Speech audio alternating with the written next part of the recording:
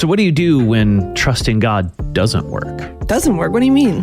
Well, we've all heard incredible stories, right, of God's miraculous healing or completely taking away a temptation or maybe a vice that has controlled somebody's life. And while those stories are amazing and incredible, that's not always how God does things, right?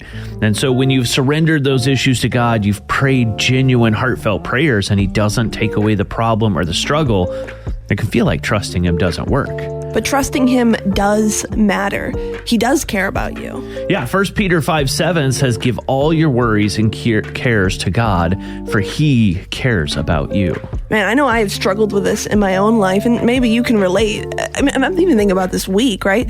I was really upset about something the other night, and I'd already given myself space to feel about it, talk about God about it. At this point, really, the only thinking I was doing about it was really just being bitter. Those shower conversations were like, I should have said... Ugh. So I told God, I'm going to surrender this to you, let it go.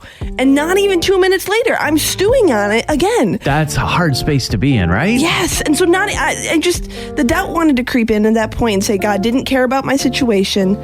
But instead of believing that lie, I just tried again. I gave it to him again and spent that night giving it to him again and again and again. And what's wild is that the more I did that, the more peace I felt, the more my heart began to trust God with the situation. The thing is, God knows what we need.